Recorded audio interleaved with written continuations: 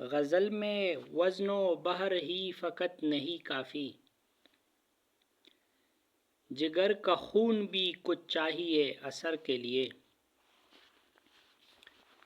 طلبہ و طالبات آداب، ایک نئے معلوماتی ٹاپک کے ساتھ نظم کی تمام اقسام کا انسائکلوپیڈیا، اردو شاعری کی تمام اصناف، ہیئتوں اور موضوعاتی اقسام کی مکمل اور آسان ترین الفاظ میں وضاحت۔ آج کے ہمارے اس کلاس کے حاصلات تعلم ہے، طلبہ اردو نظم کے اصطلاحی معنوں اور غزل کے ساتھ اس کے فرق سے واقف ہو سکیں گے۔ ہیئت، بند کی بناوٹ اور مصروں کے لحاظ سے نظموں کی تمام اقسام کی درست شناخت کر سکیں گے۔ مشرقی، مغربی اور لوک گائکی سے مستعار لی گئی منفرد اصناف سخن کو سمجھ سکیں گے۔ اس سبق کی اہمیت کیا ہے؟ اردو شاعری صرف غزل تک محدود نہیں۔ اس سبق میں ہم نظم کی ہر اس صنف کا احاطہ کریں گے جو اسکولوں اور کالجوں کے امتحانات اور اردو ادب کے اعلیٰ متبادل مقابلوں کے لیے نہایت ضروری ہے۔ نظم کیا ہے؟ لغوی معنی نظم کے ترتیب دینا، موتیوں کو داغے میں پیرونا یا پھر انتظام کرنا۔ انگریزی میں to organize something, order میں لانا، ترتیب میں لانا، سیکوینس میں لانے کو نظم کہا جاتا ہے۔ لغوی معنی، اصطلاحی اور ٹرمینالوجیکل میننگ، اصطلاحی تعریف یا پھر اصطلاحی معنی و مفہوم۔ شاعری میں ایسی صنف سخن جو کسی ایک مقررہ موضوع اور مرکزی خیال کے تحت لکھی جائے، جس میں خیالات کا تدریجی تسلسل موجود ہو، اسے نظم کہتے ہیں۔ ایک اہم بات، غزل کا ہر شعر ایک الگ دنیا رکھتا ہے، یعنی غزل کا ہر شعر معنی کے لحاظ سے، مفہوم کے لحاظ سے انوکھا اور منفرد اور یکتا ہوتا ہے، جبکہ نظم موتیوں کی وہ مربوط مالا ہے جس کا رشتہ مرکزی خیال سے جڑا ہوتا ہے۔ یعنی غزل اور نظم میں بنیادی فرق یہ ہے کہ غزل کا ہر ایک شعر ایک الگ دنیا رکھتا ہے، معنی کے لحاظ سے مکمل ہوتا ہے، جبکہ نظم کے تمام اشعار باقی پچھلے اور اگلے اشعار کے ساتھ معنی اور مفہوم کے لحاظ سے اور موضوع کے لحاظ سے جڑے ہوتے ہیں۔ یعنی نظم میں صرف ایک ہی موضوع پر گفت و شنید، جبکہ غزل میں متعدد اور بے شمار موضوعات پر بحث ہوتی ہے۔ اب نظم کی قسمیں، ہیئت کے اعتبار سے نظم کی کتنی قسمیں ہیں؟ اول ہے پابند نظم، وہ نظم جس میں بحر اور وزن کے ساتھ ساتھ قافیہ اور ردیف کی بھی سخت پابندی ہوتی ہے۔ یعنی پابند نظم وہ نظم جس میں بحر کا ہونا بھی لازمی ہے، وزن کا ہونا بھی لازمی ہے، اور قافیہ اور ردیف کا ہونا بھی لازمی ہوتا ہے۔ اس نظم کو پابند نظم کہا جاتا ہے۔ نظم معرہ، وہ نظم جس میں وزن اور بحر کی تو پابندی ہوتی ہے، لیکن اس میں قافیے کا اور ردیف کا ہونا ضروری نہیں، یعنی اس میں قافیہ اور ردیف استعمال نہیں ہوتا، یا بالفاظ دیگر قافیے اور ردیف کے استعمال کی سخت پابندی نہیں ہوتی۔ یعنی پابند نظم میں بحر بھی، وزن بھی، ردیف بھی اور قافیہ بھی، جبکہ نظم معرہ میں فقط وزن اور بحر کی تو پابندی ہوتی ہے، قافیے کی اور ردیف کی پابندی نہیں ہوتی۔ آزاد نظم، وہ نظم جس میں قافیہ اور ردیف کی قید نہیں ہوتی اور مصرے بھی چھوٹے بڑے ہو سکتے ہیں۔ پابند نظم میں ہم نے پڑھا بہر بھی ضروری، وزن بھی ضروری، قافیہ اور ردیف بھی ضروری۔ نظم معرہ میں ہم نے پڑھا فقط وزن اور بہر ضروری، قافیہ اور ردیف کی کوئی پابندی نہیں، جبکہ آزاد نظم میں نہ تو وزن کی پابندی ہوتی ہے، نہ تو بہر کی پابندی ہوتی ہے، نہ تو ردیف کی اور نہ تو قافیے کی۔ اب آتے ہیں نثری نظم کی طرف۔ وہ نظم جس میں روایتی اوزان و بہور کا استعمال نہیں ہوتا مگر اندرونی شعری آہنگ موجود ہوتا ہے۔ ایک ایسی نظم جس میں نہ تو وزن کی پابندی ہوتی ہے، نہ تو بہر کی پابندی ہوتی ہے، نہ تو اس میں ردیف کا ہونا ضروری ہے، نہ تو اس میں قافیے کا ہونا ضروری ہے، اور لیکن اس میں ایک اندرونی شعری آہنگ موجود ہوتا ہے۔ بڑھتے ہیں بند کے لحاظ سے، مصروں کی تعداد کے لحاظ سے نظم کی قسمیں۔ سب سے پہلے مثلث یعنی تین کو کہا جاتا ہے، تین کو۔ وہ نظم ایسی نظم جس کا ہر بند تین مصروں پر مشتمل ہو اسے مثلث کہا جاتا ہے، جبکہ ایسی نظم جس کا ہر بند چار مصروں پر مشتمل ہو اسے مربع، یا پھر ایسی نظم جس کا ہر بند 5 مصروں پر مشتمل ہو اسے محمز، جبکہ ایسی نظم جس کا ہر بند 6 مصروں پر مشتمل ہو اسے مسدس کہا جاتا ہے۔ یعنی مثلث میں 3 مصروں پر مشتمل بند، مربع میں 4 مصروں پر مشتمل بند، محمس میں 5 مصروں پر مشتمل بند، جبکہ مسدس میں 6 مصروں پر مشتمل بند ہوتا ہے۔ پاکستان کا قومی ترانہ محمس بند میں حفیظ جالندھری نے اسے تخلیق کیا ہے۔ مسدس حالی یا پھر اقبال کے زیادہ تر منظومات مسدس ہیت میں لکھے گئے ہیں۔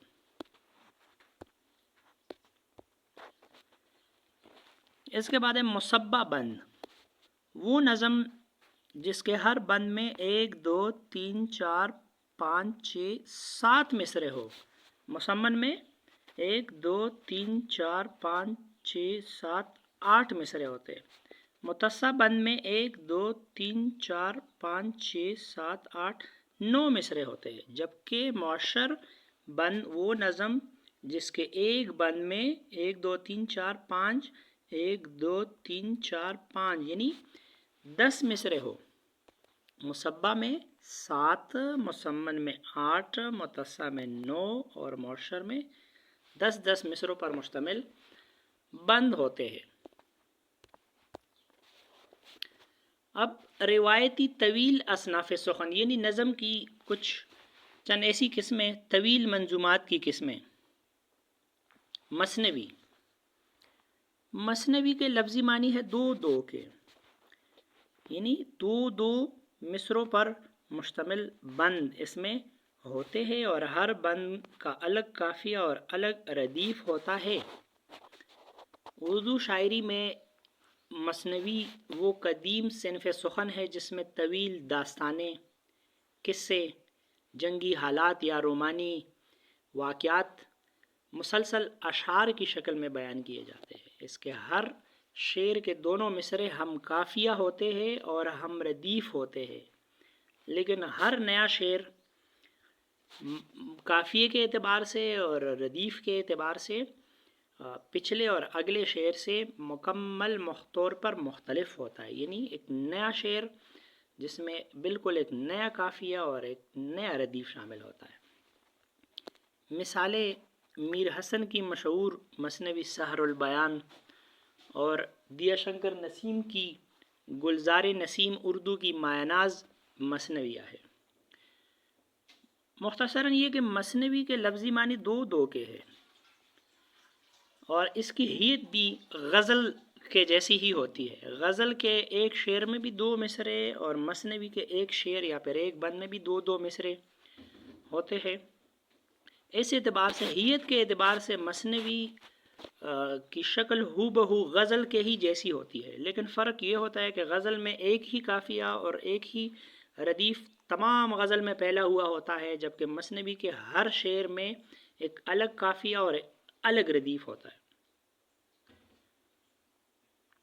اور دوسری اہم بات کہ مثنوی میں قصے، کہانیاں، جنگی داستانیں، رومانی واقعات اشعار کی شکل میں بیان کیے جاتے ہیں۔ بیانیہ خصوصیت مثنوی کو اپنی لچکدار ہیت کی وجہ سے طویل تر کہانیاں پیش کرنے کا بہترین ذریعہ مانا جاتا ہے، کیونکہ اس میں قافیہ بدلنے کی مکمل آزادی حاصل ہوتی ہے۔ چونکہ مثنوی میں طویل داستانیں اور قصے اشعار کی شکل میں بیان کیے جاتے ہیں، تو اس وجہ سے اگر ایک غزل کی طرح اگر ایک ہی قافیہ اور ایک ہی ردیف میں سے لکھا جائے تو قافیہ اور ردیف کی قلت کی وجہ سے یہ آزادی حاصل ہے کہ ہر نئے شعر میں اس کے قافیے کو اور اس کے ردیف کو بدلا جا سکتا ہے، حالانکہ غزل میں یہ آزادی حاصل نہیں ہوتی۔ اعزازی و مدحیہ اصناف۔ قصیدہ لفظ قصد سے نکلا ہے، جس کا معنی ہے ارادہ کرنا۔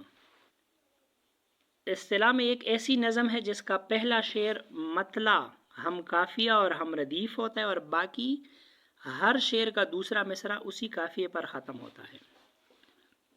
موضوع اس صنف میں زیادہ تر سلاطین، حکمرانوں، بادشاہوں، زرداروں، مالداروں یا مذہبی ہستیوں کی مبالغہ آمیز تعریف یعنی ایگزیجوریٹ کیا جاتا ہے، بڑا چڑھا کر پیش کیا جاتا ہے، یا پھر بعض اوقات کسی کی برائی یا ہجو بھی لکھی جاتی ہے۔ مرزا سودا اور ذوق قصیدے کے عظیم استاد مانے جاتے ہیں۔ قصیدے کے بنیادی طور پر 4 اہم اجزاء ہوتے ہیں: تشبیب، گریز، مدح اور دعا یا حسن طلب۔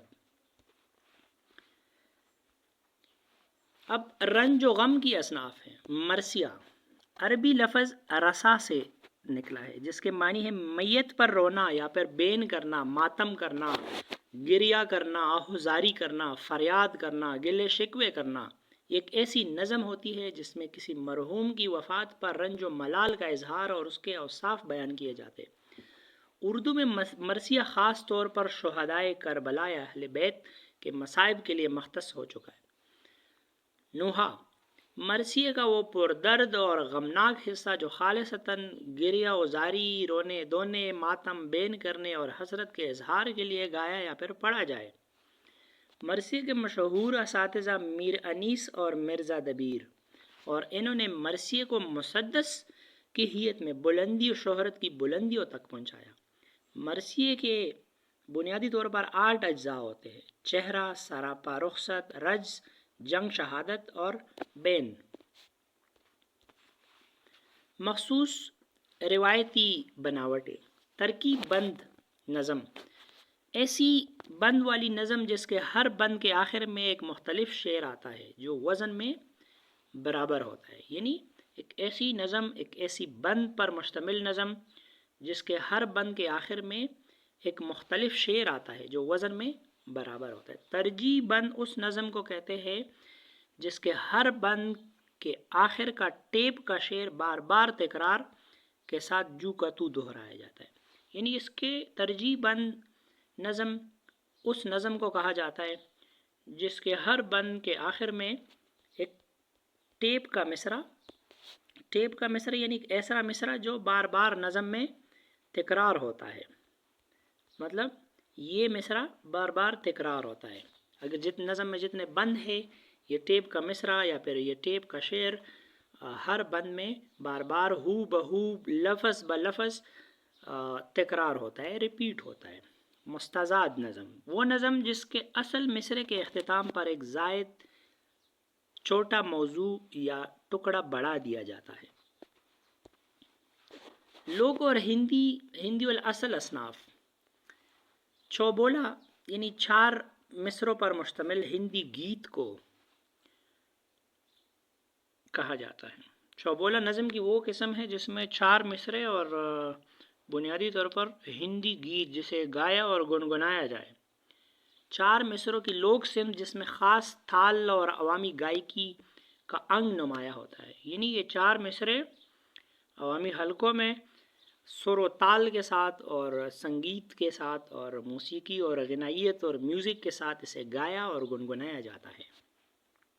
گیت موسیقی، ترنم اور نسوانی جذبات کی ترجمانی کے لیے ہند الاصل مترنم صنف شاعری، یعنی ایک ایسی نظم جسے گایا جائے، جسے ترنم کے ساتھ گنگنایا جائے، جسے موسیقی کے ساتھ اور سر و تال کے ساتھ اور غنائیت کے ساتھ اور میوزک کے ساتھ اسے گایا اور گنگنایا جائے اور اس پر رقص کیا جائے، اسے گیت کہا جاتا ہے۔ ماہیہ پنجابی کی مختصر صنف جو 3 مصروں کے منفرد آہنگ پر مشتمل ہوتی ہے۔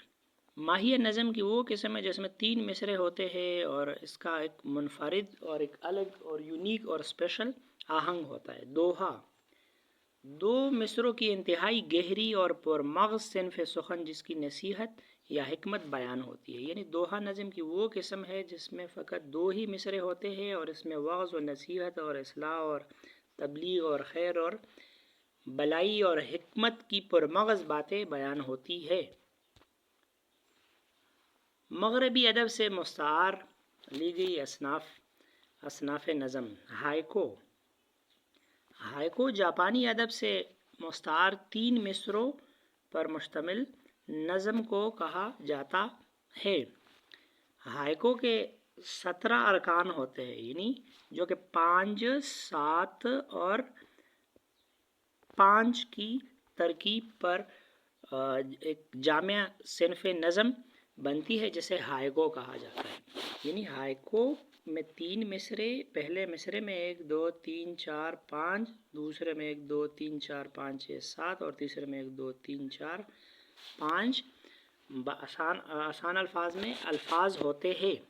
سونٹ 14 مصروں پر مشتمل اطالوی و انگریزی صنف نظم جو قافیوں کی ایک مخصوص ترتیب کے تحت لکھی جائے، یعنی اٹالین لٹریچر سے مستعار لی گئی نظم کی قسم جس میں 14 مصرے ہوتے ہیں اور ایک مخصوص ترتیب ہوتی ہے۔ ٹریولیٹ فرانسیسی ادب سے آئی 8 مصروں کی نظم۔ ٹریولیٹ اردو ادب میں فرانسیسی ادب سے مستعار لی گئی، اس میں 8 مصرے ہوتے ہیں۔ پہلے اور چوتھے اور 7ویں مصروں کی تکرار ہوتی ہے، اس میں 1 2 3 4 5 6 7 اور 8، اس میں پہلے مصرے کی اور پھر اس میں چوتھے مصرے کی اور پھر اس میں 7ویں مصرے کی تکرار، یعنی پہلا، چوتھا اور 7واں مصرع ان 8 مصروں میں بار بار تکرار ہوتا ہے۔ ٹریولیٹ۔ اب موضوعاتی اقسام یعنی مذہبی اصناف۔ حمد وہ نظم جس میں حمد باری تعالیٰ ہو، جس میں اللہ تعالیٰ کی، خالق کی، پروردگار کی صفت اور تعریف اور ثنا ہو، صفات بیان کیے جائے، اسے حمد کہا جاتا ہے۔ نعت وہ نظم جس میں حضور نبی کریم صلی اللہ علیہ وسلم، اللہ تعالیٰ کے آخری نبی اور رسول جس کے بعد کوئی نبی یا رسول نہیں آئے گا، حضرت محمد خاتم النبیین صلی اللہ علیہ وسلم کی تعریف جس نظم میں کی جائے اسے نعت کہا جاتا ہے۔ منقبت خلفائے راشدین، صحابہ کرام، اولیاء کرام، بزرگان دین کی شان میں، ان کی عقیدت میں کہی جانے والی نظم کو کہا جاتا ہے۔ سلام شہدائے کربلا اور ان کی عظیم قربانیوں کو خراج عقیدت پیش کرنے والی نظم یا منظوم کو کہا جاتا ہے۔ موضوعاتی اقسام دنیاوی و سماجی۔